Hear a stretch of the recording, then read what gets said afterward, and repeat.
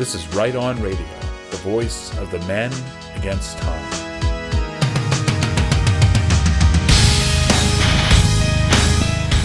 Welcome to Right On Radio. My name is Daniel Friberg, editor of righton.net, and I will be your host today, together with my co-host, John Morgan. Hello, John. Hello. Good to be back. Great. And we're also, as usual, joined by Swedish political analyst and writer Jonas De Geer. Welcome, Jonas. Thank you very much. Thank you for having me. And the topic of today's program is fighting ISIS. And to discuss this topic, joining us today, we have Joe. Joe is originally from Alabama and a veteran of the U.S. Army who served from 2003 until 2011, including 3 combat tours in Iraq. And he just returned from a private trip to Kurdistan, where he was attempting to help train the Kurdish troops, the Peshmerga, who are currently fighting against ISIS. It's an honor to have you here, Joe. Yeah, thanks. It's an honor to be here.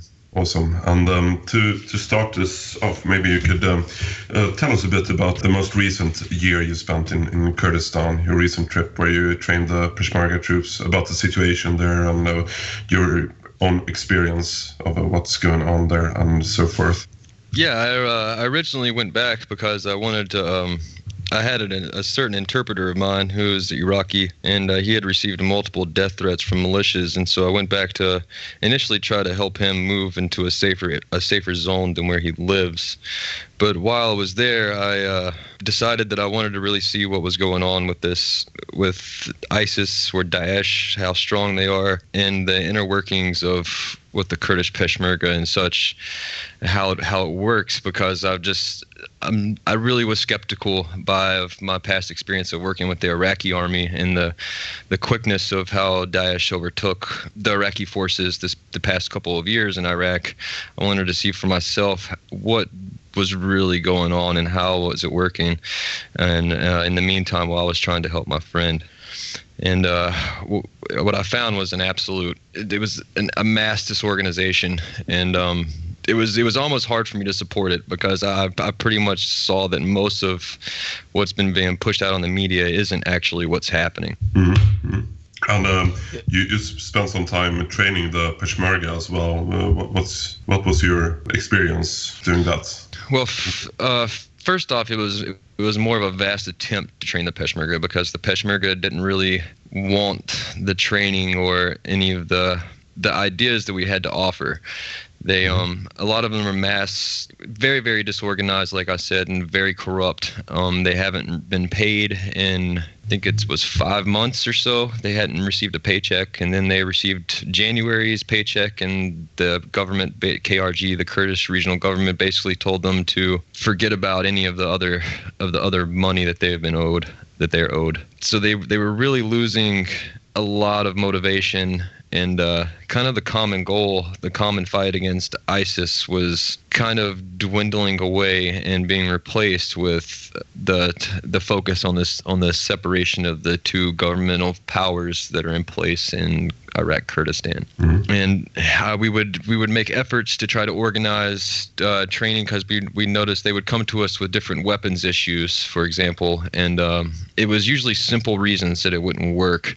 They would either have tried to make an attempt to take their weapons apart to clean them, and they would lose key pieces of their weapons, or they just had a complete lack of any kind of maintenance whatsoever on their weapons, and that was the reason they weren't working, was because they didn't even know to take them apart. And as we would try to organize these training events, most of the time we would have to go through the general or a colonel, and they would just tell us yes tomorrow, and it would never happen. So finally, when they came to us with a certain machine gun, an MG42, that was the gas regulator had pretty much corroded and welded shut onto the weapon, and it was then that they kind of realized, oh, we don't know what we're doing with these weapons. And so we started trying to teach them how to do a simple task like just dismantle a machine gun, and while you're trying to teach them this, they start slapping each other, they start wrestling each other.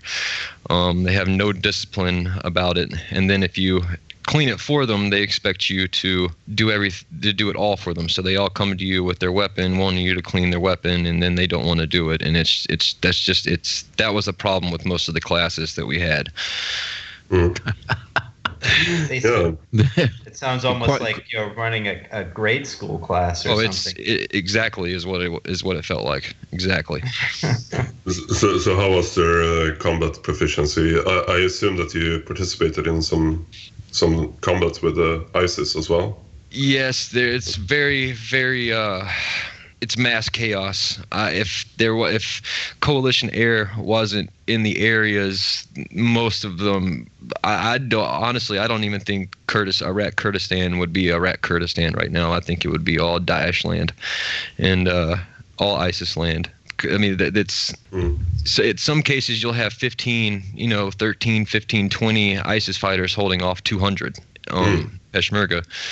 They'll run away. They're ill-equipped. They don't have they don't have ammo. A lot of these guys in the Peshmerga are left to purchase their own ammo and their own weapons.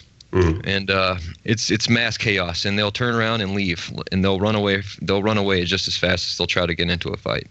Yeah, so they're pretty primitive people, and we've seen that unfortunately in Sweden and in Germany and in the UK and wherever you have sort of a big Kurdish population. I don't want to be judgmental, but that's just the case. But where do the Daesh or ISIS or IS or ISIL or whatever you want to call them, where do they emanate from, do you think? Is it just sort of Sunnis from the region, or and a couple of people coming back from France or Belgium or Germany? Or where do they come from? I mean, this phenomenon, where does it stem from? Oh, it comes from everywhere. It's primarily more of the Salafist, the Wahhabi and the Takfiri school of thought of Islam. In 2006, I believe it was 2006. Yeah, the Shia in Iraq, which is the majority of people in Iraq, are Shia.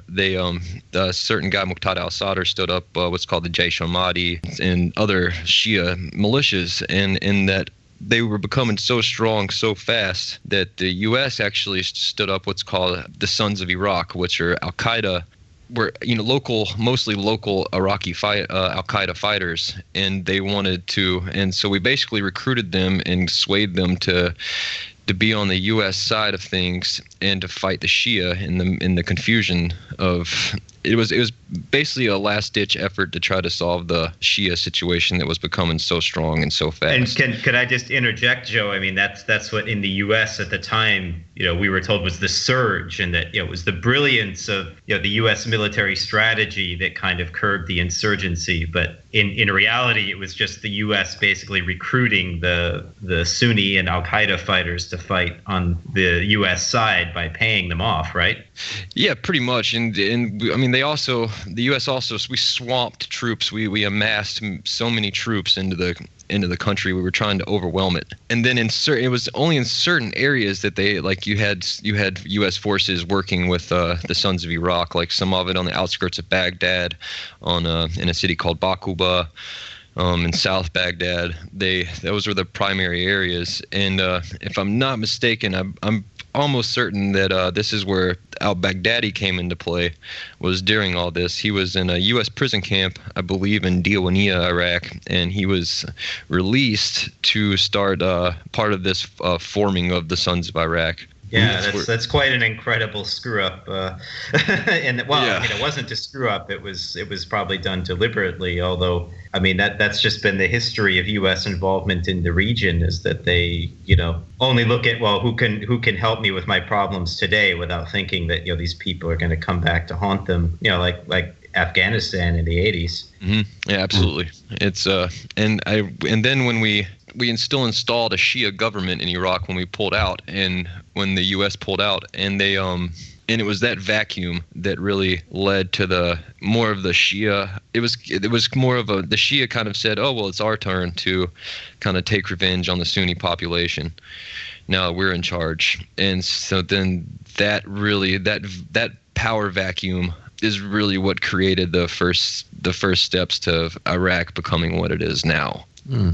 So it might be a leading question, fair enough, but what actually sort of created this? I mean, where do the resources come from for this strange entity, which is IS? They dominated. They dominated and had taken everything they had. I mean, at first it really merged itself hard in Syria once the whole Arab Spring deal started, and it was in Syria really where they were able to take hold and take advantage of the chaos that was happening. Right. And it was there they seized. They had key opportunities. They were able to coordinate and connect, because it's not an easy thing to do, and I mean this. I cannot emphasize this enough. You know, especially in the extreme proximity of or vicinity, whatever you want to call it, of Israel, to create a new political unity and call this. I mean, there's something very fishy about it all, isn't it? Absolutely. It's just how fast they were able to seize key oil fields, all but defeat other militias, or even that subdue them into coming to them and joining them.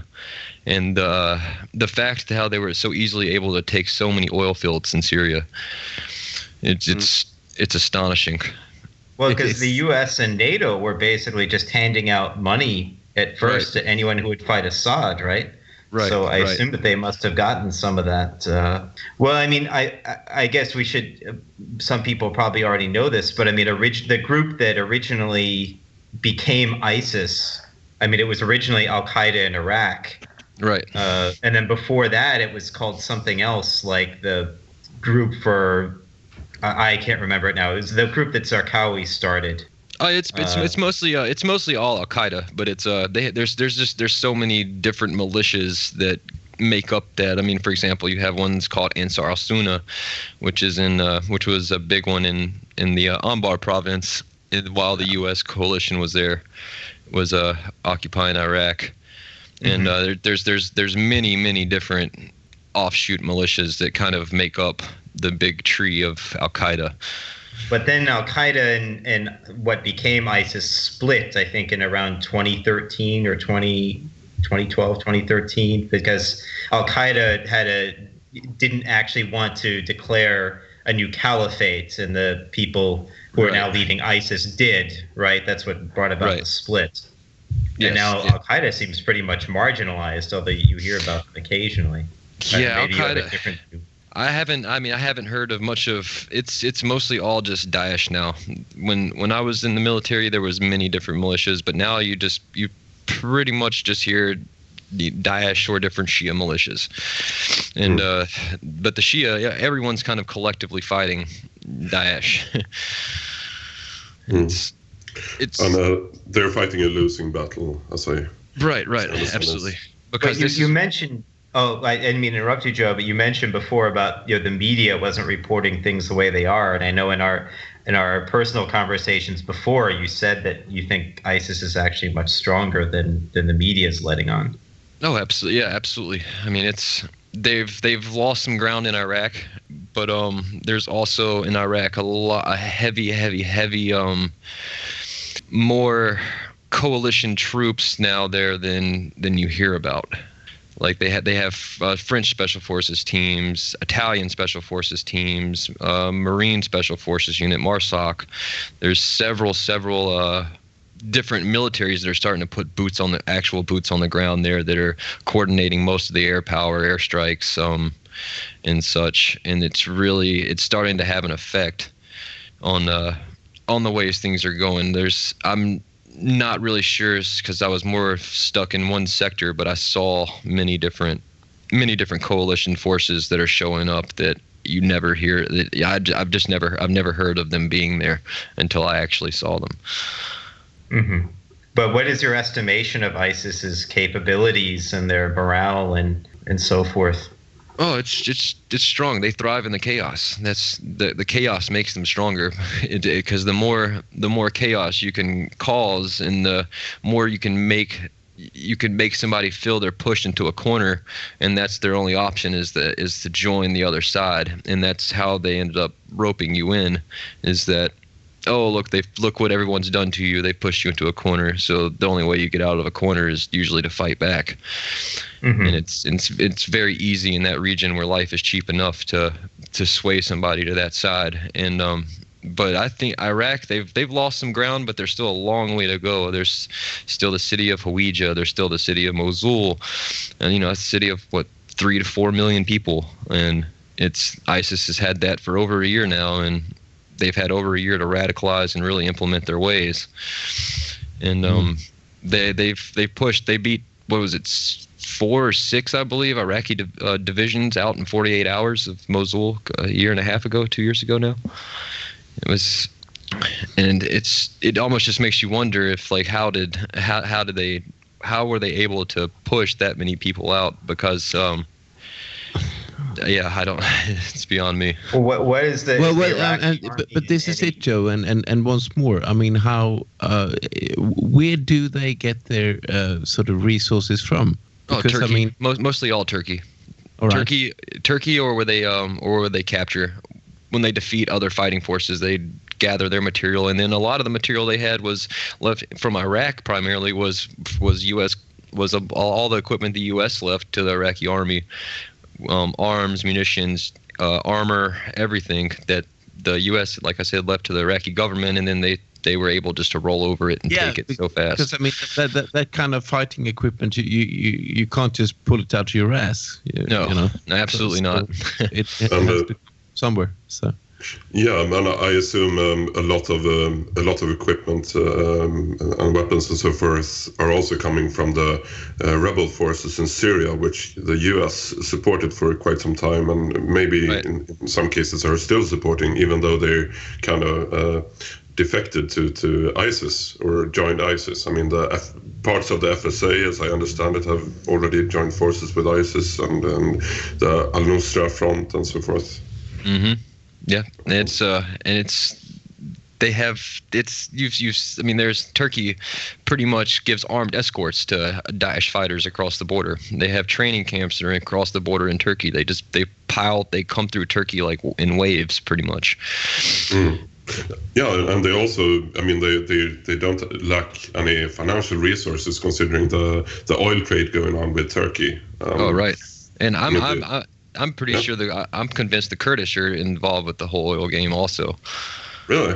Oh, absolutely. Oh, interesting. It's very interesting. Yeah. You told me. Sorry, go ahead. Oh, I was going to say, Joe, I remember in one of our conversations you said that, whoever has the oil, if they're the ones who are going to be getting paid, and, ISIS, like you said, they've got a lot of the oil fields now. Right. And a lot of I believe in the Erbil area, they're having problems with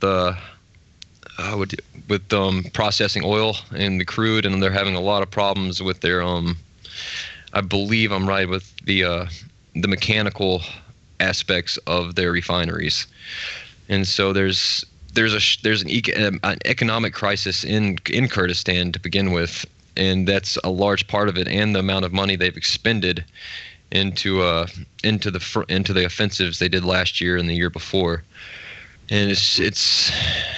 Go ahead. Yeah. Please continue. Sorry. I mean, yeah. I, for one, and I know this is controversial, but I believe that there is an Israeli connection to this as well. Mm-hmm. I think it's very conspicuous. I wouldn't doubt it.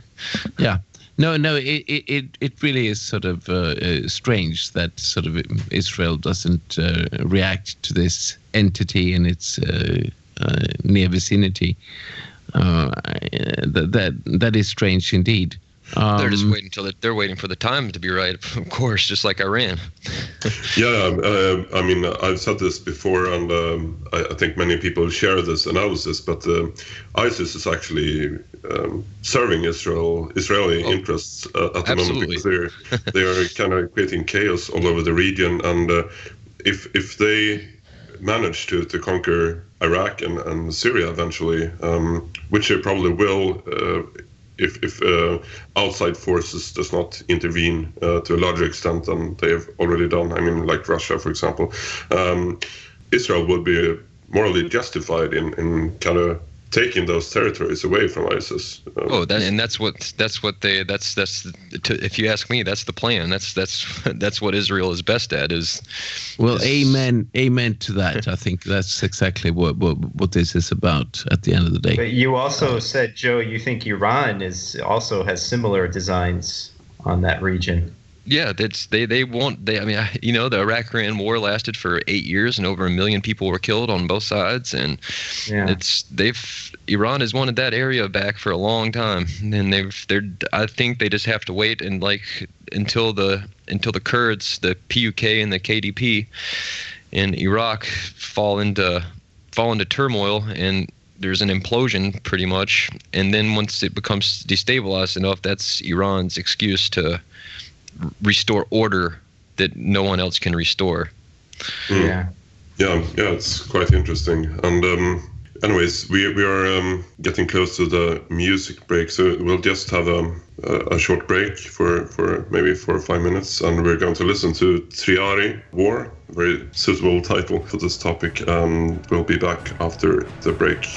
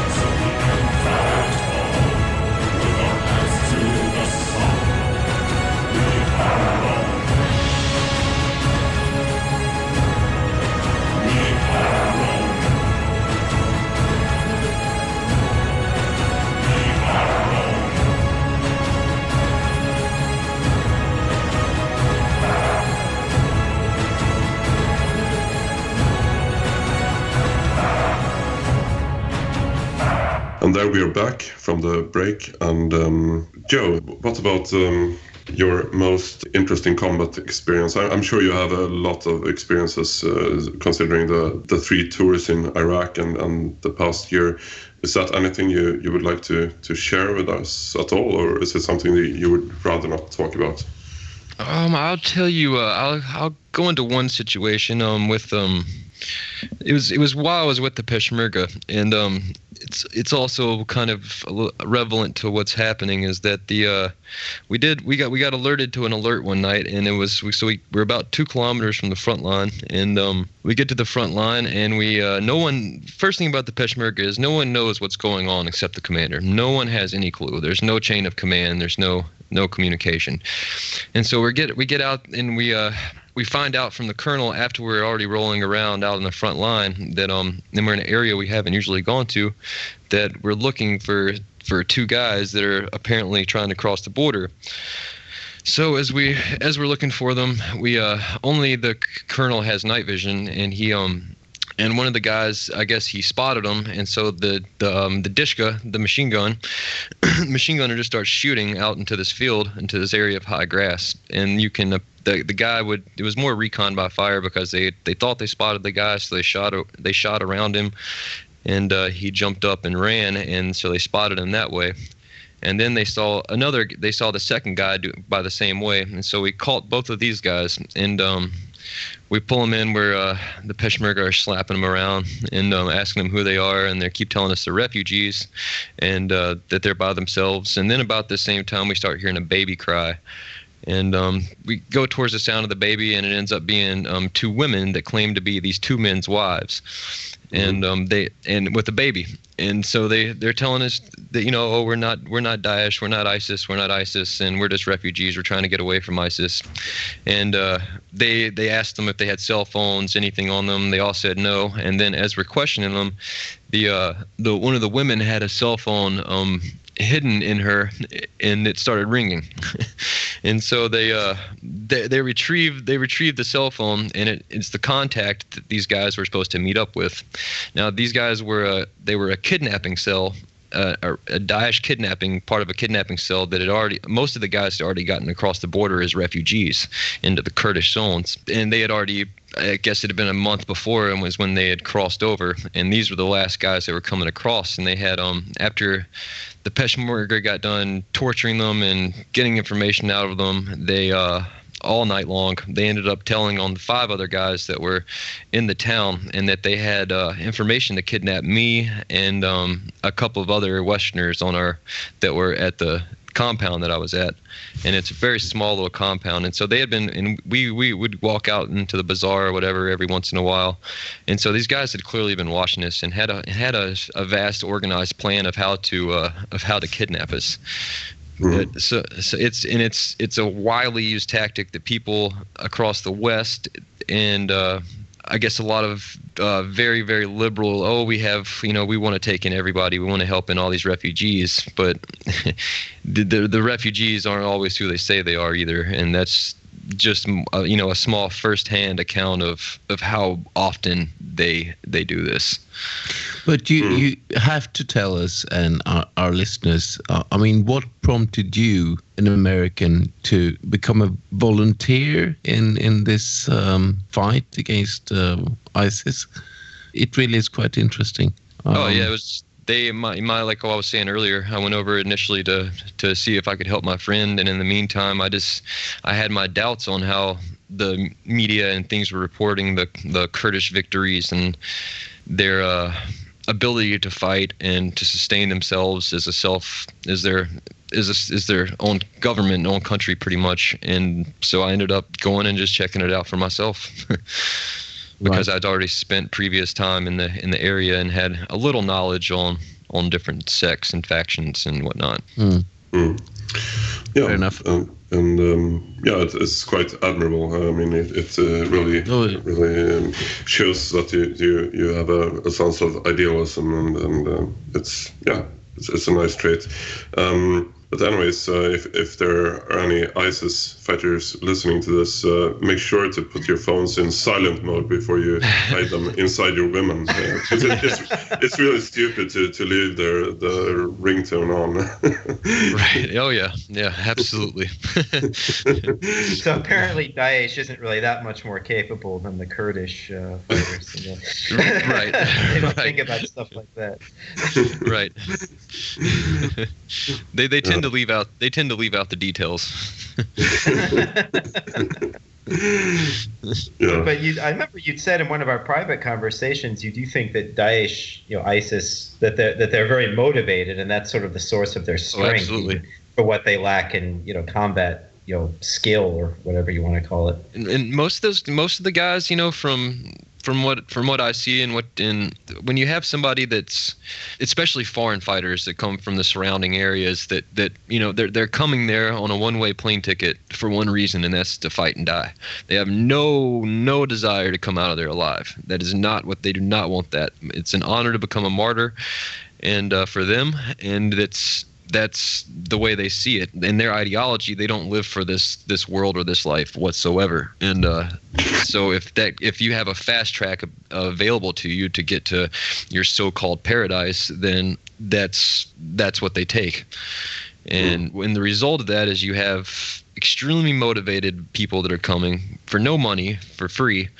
They're open to being trained. They are trained. They're trained pretty well, and they fight with all they have because they have nothing holding them to this world. Let me just ask you though, because I mean they obviously they come from a very different cultural background and religious background, but it's still a very strange decision for somebody to make to, I want to be rewarded in the next life. So I want to become a martyr in this one. I mean, you've spent a number of years in the region now. What is it that motivates these people to, first, kind of come up with that idea that this is what they want to do? I mean, you must have some impression from. Well, it's just an interpretation of different schools of thought in Islam. Yeah, primarily, I think it's an integral part of their religion. But who are they trained by? They're trained by a lot of the Turks. A lot of the Turks have trained them. And right. I wouldn't. So you're saying a lot of them, ISIS trains them themselves. Yeah. Okay, but they've been fighting, or the people who started ISIS have been at war for a long time. They've been fighting. Some of them going back to the 80s. So. Right. Yeah. And that kind of shows, that is their primary strength. I mean, this fanatical belief in their religion and the willingness to sacrifice themselves for a higher cause. And that is what we Westerners and Europeans are currently lacking, much due to the lack of a strong religion in the Western world. And if we had the same religious motivation, I think we would kick their asses in no time, because we are obviously more capable fighters.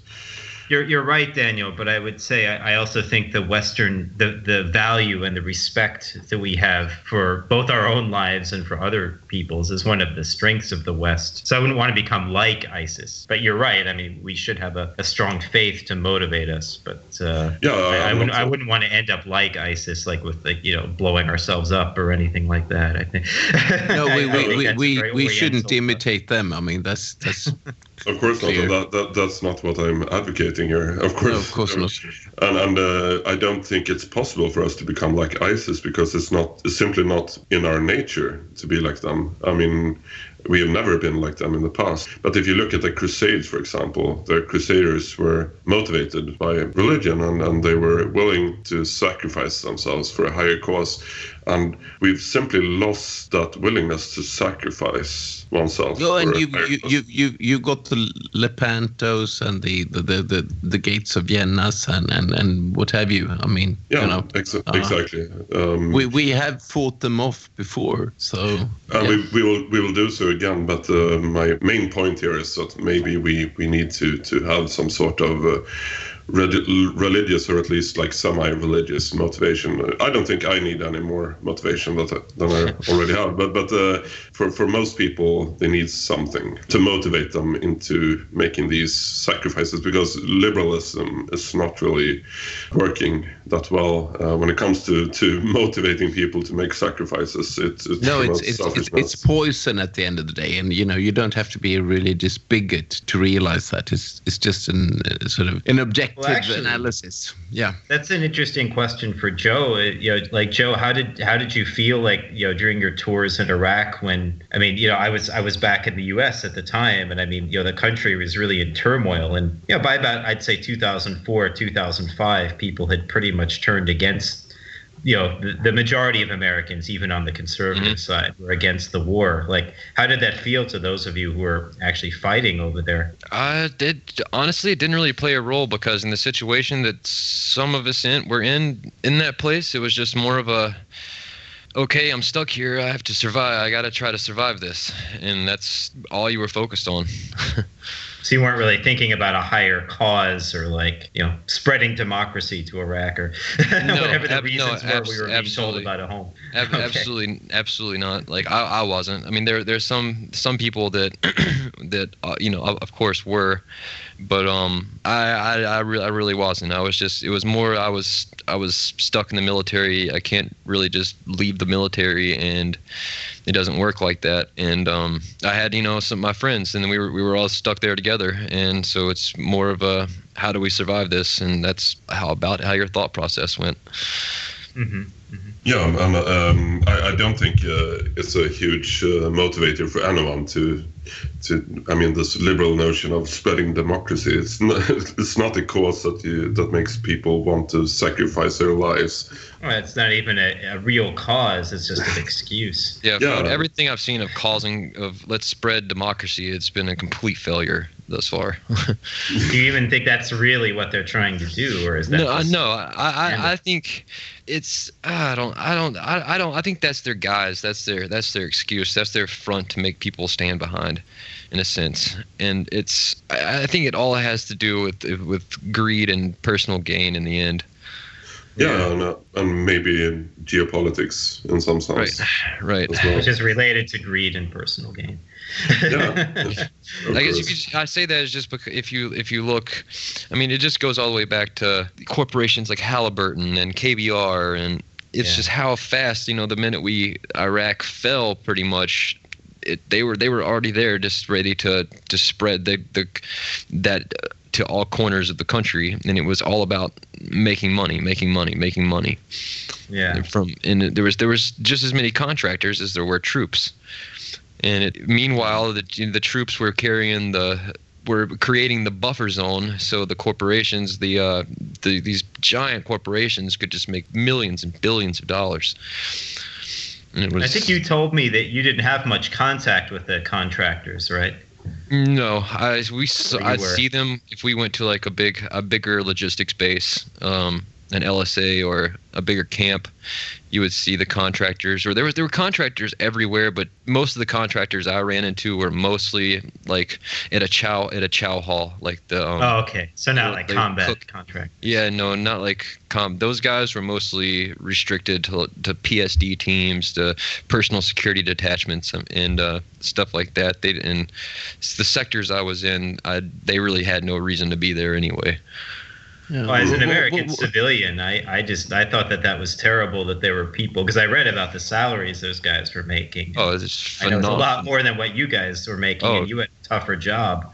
Some of those guys would make $300,000-$400,000 a year easy. Yeah. Depending on the contracts and who you worked for and what you did. Meaning, you have your average Joe making, $25,000, $30,000 carrying the brunt and making it possible for you to even to have your money making machine there. Your ATM. Yeah. No, I mean, look, I've been a UK citizen now for about 10 years, and I've seen throughout these years how each week, really, another Brit dies in Afghanistan or Iraq or wherever, and these people still do believe that they defend their country. I think not. I mean, they have no business doing what they do at the other side of the world, but still, they're honest about sort of their commitment to what they do. Do you see what I'm saying? Yes, and what I usually, when I see it the same way as you do, and that's what upsets me a lot about a lot of the wars, that I have very close friends that aren't here anymore, and not one person in any of these countries know their names, like not one of them. And it's usually when people, thanks for defending the country, I think to myself, do you know one thing about the country that you say that we're fighting to defend our country? I don't. Most people don't even know one city name in that foreign country or one aspect of it. Sure. And it shows you just how wrapped up in how we're defending the country. But yeah, I don't. It was to me and to most of my friends that I was with, it was more of just they died helping me get back home and like not have to be there, and it's unfortunate. No, but okay.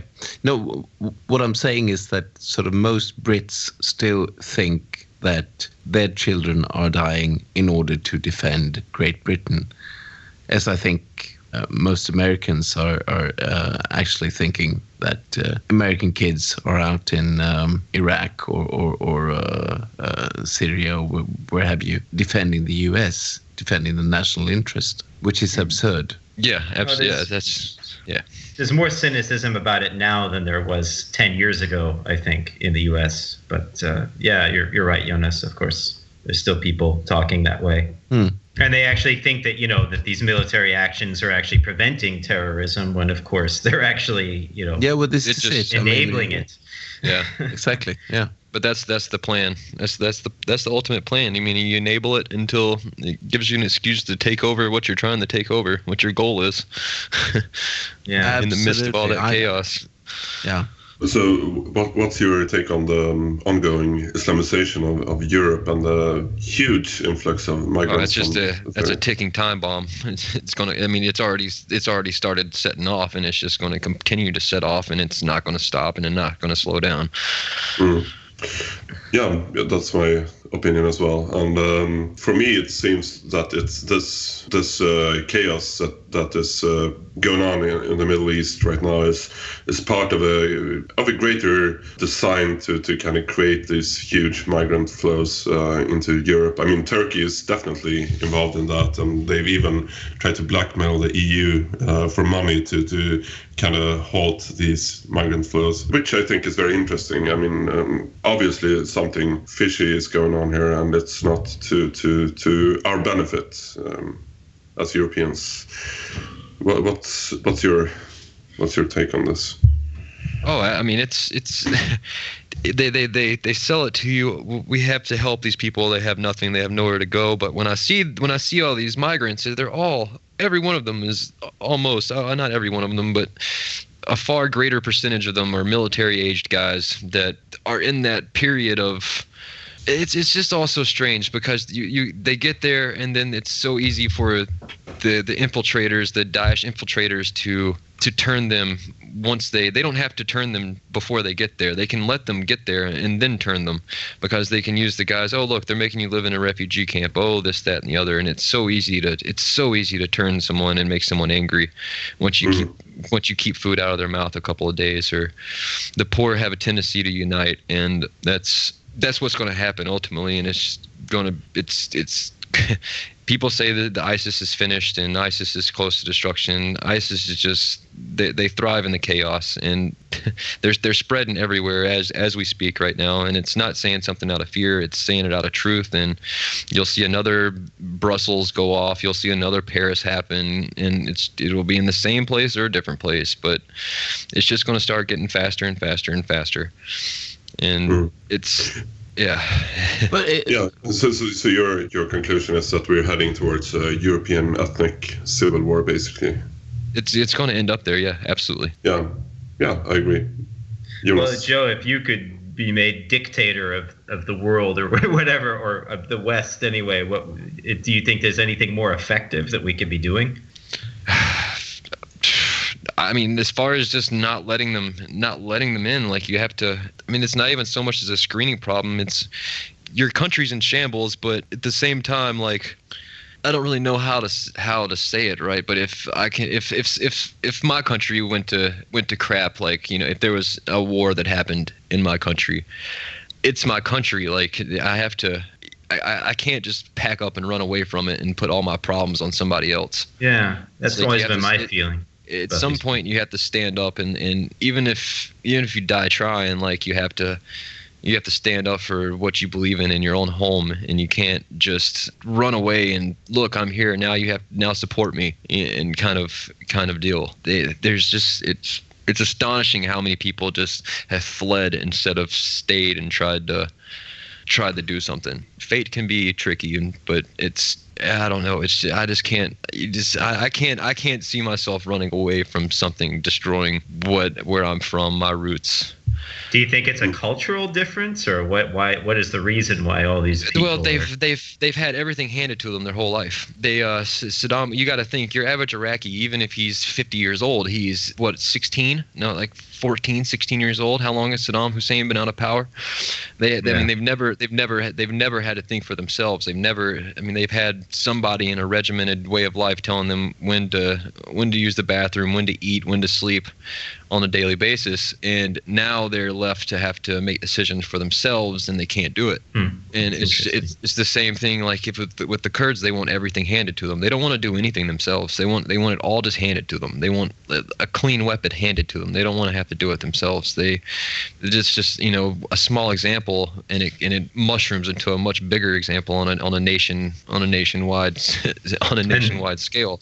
With they know if they come to Europe that everything's going to be handed to them here. So absolutely, and that's like all these Kurds who say BG Kurdistan and all this but when you talk to them, all of them say, "Oh, I want to go to Germany. Oh, I want to go to America. Oh, I want to go here. I don't like this place. I don't like my country. I want to leave." And it's astonishing. Yeah. It's basically a sense of entitlement prevailing in these ethnical groups. Mm-hmm. Yeah. From what I've seen, it's always been that way. I mean, and just it's just if you're a Westerner and you're in Kurdistan, I mean, even with the Peshmerga, they try to take advantage of you off the bat and push you into their propaganda game. And then on the back of that, they're asking for, send us night vision and send us this, send us that. They don't use any of it. They don't maintain it. They don't know how to maintain it. They want all this equipment and all this help, but when they get it, they throw it in the dirt and don't take care of it.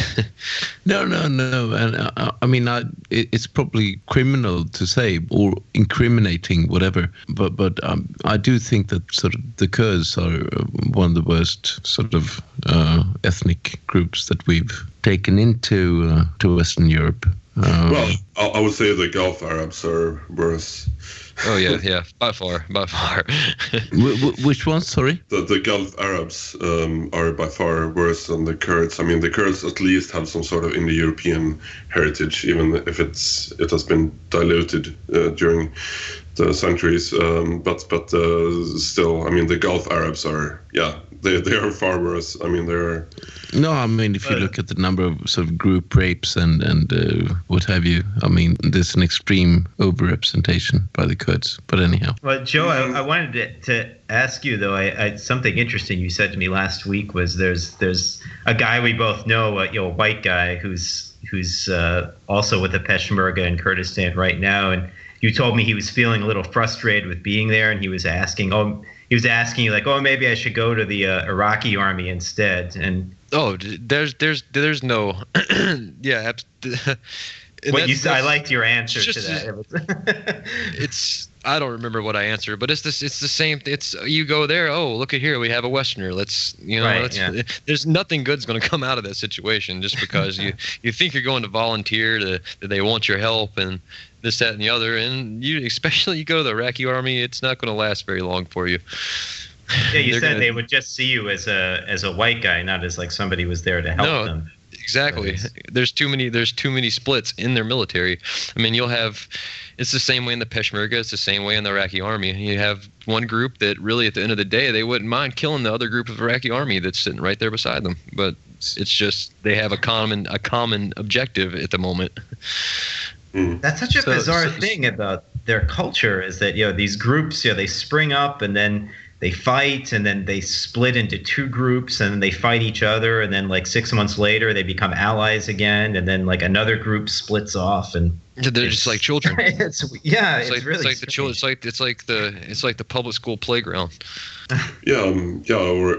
like a really retarded version of tribalism. That's what it is. A lot of it is tribalism. I mean, it's a lot of what Iraq is different tribes. and especially the Kurds. I mean, they're as tribal as you get. And then you have out in Western Iraq, South Iraq, a lot of the desert Arabs out there. It's all by tribe. Do you sort of regret your experience in Iraq or having worked with the Peshmerga or? No, I don't regret it. I don't regret anything. There's no reason to regret anything. It is what it is. Fate is everything in the end. And I know where my heart was with it, where my mindset was with it. I tried to accomplish helping my friend. At the end of the day, there was nothing I could do. But I tried. I mean, I can say I tried. It's just that I lost a lot of motivation with it. Once I from observing and seeing all that I've already told you thus far. Yeah, sure. So what's your prognosis for this region for the next few years? What do you think will happen? It's going to be a disaster. I mean, either they're all going to keep pushing. Their goal is to push Daesh into Syria and contain them into Syria. I think the first major nation that really dumps troops, and I believe it'll probably be America. America already has a substantial number of troops there that you just don't hear about, and I'm pretty positive you'll see them in Kirkuk by the end of the year, first of next year. Starting probably mass deployments, but the first time that happens from a big player nation, that region's gonna be a black hole that's really gonna suck everything in, suck everyone else in, and it's gonna spread. And it's gonna be like a supernova. Everything's gonna condense into this one little area and then explode, taking over everything. And if we play with the thought that Donald Trump gets elected president, do you think that might make a difference? No, not really. I mean, it's a fight that's never going to end. You can almost try to just contain it, but it's really hard to beat. It's like I said earlier. It's really hard to beat a metaphysical, we'll say just a religious ideology that has no attachments to the earth, to this life, to this world, with a more materialistic view. Yeah, I guess. But I mean, one of his campaign promises has been to take out their whole infrastructure, which would be quite easy to do. Yeah. I mean, through airstrikes and take their oil. If that was accomplished and they were suddenly without any financial influx from Turkey and so forth through the oil trade, wouldn't that make a huge difference for them? I mean, yes and no. They've spread so many people so far out of that region now also that it's not just about Syria and Iraq. I mean, look at Europe. Look at Paris. Look at Germany. I mean, I saw a video just the other day of all the black flags came out in Germany over somebody insulting the Prophet Muhammad, and they were all out in the street and all they're black, and it's a big protest, and that just reminded me of what's to come on a much larger scale. Because their intolerances or their moral intolerances and their moral standards are completely different than what Western moral standards and whatnot is. Of course, yeah. We're certainly going to see a lot more violence, and it will increase. I mean, the terrorist attacks will increase as we It will actually unite them more than anything, because the first Western army that really puts boots on the ground in that country, it becomes more of a global jihad. Then it's come fight the occupiers, and then it's just going to become much larger. But still, I mean, it's I'm sure it's entirely possible to take out the Islamic State and take back their regions if someone, for example, Donald Trump, is able to take out their supply of capital and take out all their infrastructure, basically, and which would kind of give room for the Syrian army to move in and gradually take back. Well, then maybe Turkey will start giving them more money. Well, they have other sources of income. The primary reason for America wanting to help these rebel groups was to get rid of Bashar in the first place. Yeah. The Americans have no interest in helping Bashar. Well, I mean, Trump made it quite clear that he viewed Bashar al-Assad as the lesser evil compared to ISIS, and that he was kind of focused on taking out ISIS. So he also spoke at. I mean, to be honest, Daniel, he did speak at the APEC meeting. Was it yesterday? Monday. Monday. All right. Which every other candidate did as well. By the way. Of course. Bernie Sanders did not. But he's saying that he's advocating torture and I mean, what kind of guy is this? I mean, it's not. Why not? I mean, I'm all for waterboarding when it comes to terrorists. I think it's. I mean, that's a very lenient method. It's just gonna cause more people. Like I said, if you make a dog if you push somebody in a corner and keep them there for long enough, they're gonna have nothing else to do but try to fight out of it. Yeah, and if you it's so tricky how to play it, and I'm not really even sure how to do it, but no, but I mean, you expect for someone who's a presidential hopeful to be something of a statesman, anyhow, don't you? Yes. It's I just don't know if a mass invasion of Syria and Iraq again is just the best idea. No, probably not. I really don't. Well, if it leads to the elimination of ISIS, I mean, it's probably a good thing. Yeah, but Daniel, in the U.S., we've been told so many times over the last 15 years that, like, oh, okay, one more military action, and then like the whole region will turn into. You'll never defeat this ideology. Like, it won't happen. Like, I'm not an ISIS sympathizer. I hate them. I hate them with everything I have. But that ideology, you're never you can't defeat it. Like, nobody's going to. It's too widespread. It's too strong. And it's so easy to take to turn other people with them also. Absolutely. And I mean, if someone sort of in active service in sort of an interrogation situation or whatever kicks someone on the knees, I mean, I don't give a shit, to be honest. I mean, it's not that, but it's another thing to go out to sort of advocate it. I think waterboarding is a very humane way of torturing people. I'm all for it. I think it's. All right. So I don't view it as very controversial. I view it as more controversial to be against it. All right. Fair enough. I mean, it's a symptom of the liberal, pseudo-humanistic society we live in. That would be a major issue. I mean, our enemies. I'm like I said, I'm not saying it's a major issue. I'm saying it's problematic when. No, I think he's problematic to begin with. Well, the idea that torture solves problems is problematic too, because we had I forget his name, but there was an early Al-Qaeda leader who was captured in 2002, and they waterboarded him and interrogated him. But what he started doing was he was just making stuff up about supposed Al-Qaeda plots within the U.S., and they were all made up, and we were actually getting terror alerts like every week. And like each one was more insane than the last, and they didn't reveal this until years later, but it was mostly coming from this guy, and he was just using his interrogation as a way to manipulate the U.S. Yeah, but that in itself is not an argument against waterboarding. No, I'm just saying that we shouldn't assume that like using more torture is gonna like lead to any solutions. I mean, it may work in certain circumstances, but of course. What's your take on this, Joe?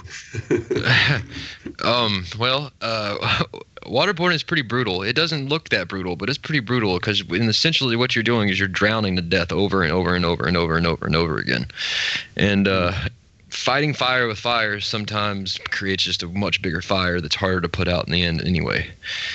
And I don't know if I just really think that putting like I said, a mass invasion. You're not just going to wipe out ISIS. You're not just going to roll in there with your tanks and your airplanes and just destroy ISIS. Like, that's not going to happen like that. It's not just a physical thing. It's a metaphysical aspect of it as well. Their wild form of spirit. They're just belief in that this world is nothing. Like, and there's too many people that do that. And so once these things start getting broadcasted out to the public, oh, this is happening. They're torturing these people. They're doing this. They're destroying this. These airstrikes are hitting, whatever. It just ultimately turns more people on their side against you, because ultimately you become the enemy. It takes the focus off of ISIS and puts it on you. Yeah, it makes it easier to portray us as an evil entity. Not that they have had any problems whatsoever doing that so far anyway, but what I mean is when your enemy is using even worse torture than waterboarding, why would you want to limit yourself by having this really typical liberal Western humanistic view of prisoners of war and so forth? When your enemy has no such limitations whatsoever, it puts you at a disadvantage, I believe. Yeah. I don't know how. I mean, everyone tortures. Everybody tortures. I don't care who you are. Like, you torture. Like, if it's in a wartime situation, you torture if you want to get information. And that's just how it goes. I mean, the Kurds do it. Everyone does it. Everybody. And I don't even think it's more so about the torture. It's some of the ideas of how people expect that the big bad U.S. dragon can just come in and blow a flame out and everything's just, there's no more ISIS problem. It's just far more complex than that. It's pretty much what I've already said. You just can't defeat that ideology just with bombs and bullets. So what's your solution? I mean, we want to kind of end this on a positive note and have some positive visions for the future. It's more of a sheriff's race. You have to ultimately show, if you're going to put boots on the ground somewhere, you have to do it correctly, which can go correctly in this sense can be several different answers, but it's like a big sheriff's race. You have to or a presidential race, maybe. It's just you have to be able to prove to these people in these cultures that you can offer them more than the other side. And sometimes with the indifferences of ideals and such, that it's difficult to do. Like, they used to have the whole win hearts and minds in Iraq. Yeah, we'd give out candy and soccer balls to kids, but at the same time, we rolled around putting machine guns in your face or a gun in your face to get what we wanted, or to show you our dominance. And which is going to happen eventually. They're going to put boots on the ground in the country. Somebody is, and it's just it's tricky. I'm not really sure. But I think the main question here is actually, what is the U.S. doing in the Middle East in the first place? It's all. I've certainly seen convincing evidence that they don't really want to defeat ISIS. I mean, if you look at the number of airstrikes the U.S. has been carrying out versus what Russia was doing until recently. I mean, I think it was like the U.S. in a week did 16 and the Russians did like 1,500. Yeah. I mean, that should say something about the strategic goals of those two countries. But and a lot of the thing is, I'm not blaming the Americans as such. In a way, but certainly so the American regime, if you will. Well, they think they can use the problem with Washington. I think, as an American, is that they are so short-sighted. They think like, oh, we could use this group to further our ends, this week, and then when it blows up in their face 6 months later, then it's like, oh, okay, well, now they go about it. They go about fixing a simple problem in a reckless, complicated but the easiest way, but it's usually the most reckless way and the laziest way, and it always blows up. Like you said, it always blows up in their face every time. And they always have to keep an eye on the poll results. Yeah, exactly. It's a popularity contest and it's in a dog and pony show, and who can squeeze what dollar out of who. Yeah. Wasn't it? It was pretty shortly there before the Iraq invasion that Saddam Hussein actually said that he wasn't going to sell his oil in dollars anymore. He was going to sell it in dinar. Yep. Same with Gaddafi. Yeah. So it's nothing about the oil, the revenue from it.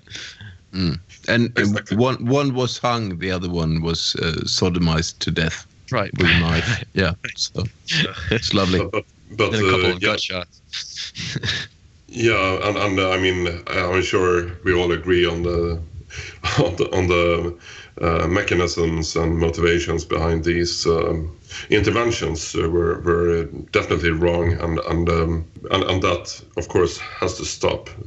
Although ISIS is a real problem. I mean, not only for the region itself, but also for Europe. So, for me, it would be.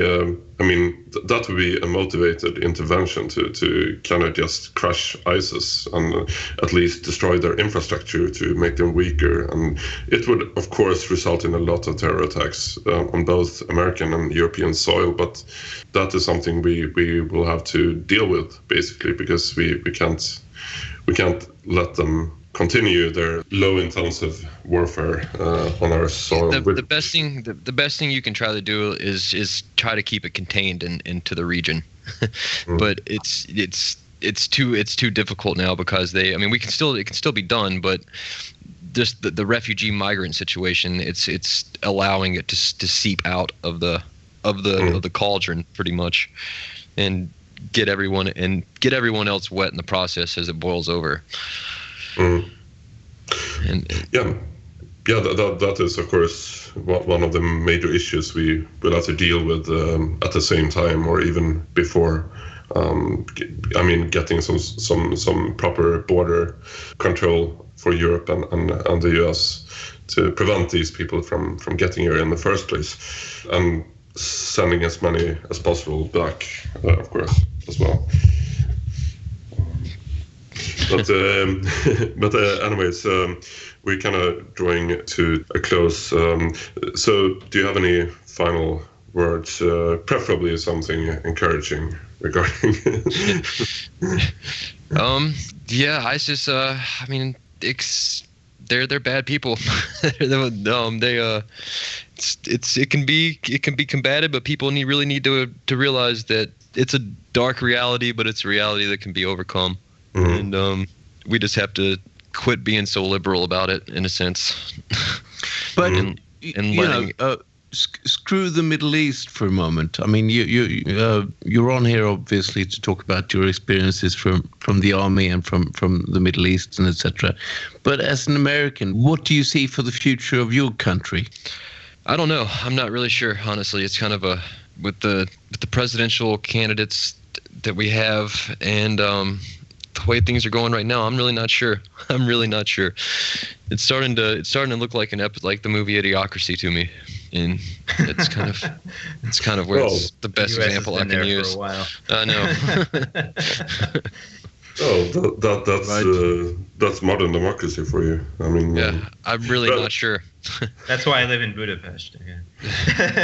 Right. But still, even in spite of this, I mean, which candidate would you vote for if you? Maybe you're going to vote. I don't know. But which would you vote for if you had to choose one of the candidates?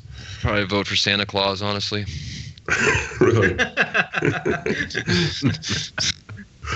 The Tooth Fairy. If you want to know my opinion. If you want to know my opinion. Yeah. Okay. Anyways, it's been an honor to have you on the show, Joe, and thank you very much for your service, Joe. Yeah. Thanks. Yeah, thank you for your service, John. It's been an honor to have you here. I mean, you have real combat experience. You have proven that you have some real sense of idealism and are willing to really make sacrifices to make this world a better place and so forth. us. And yeah, we have really appreciated this discussion, and I'm looking forward to talking with you further in the future. And anyways, thank you everyone for listening, and tune in soon again. Thank you. Bye.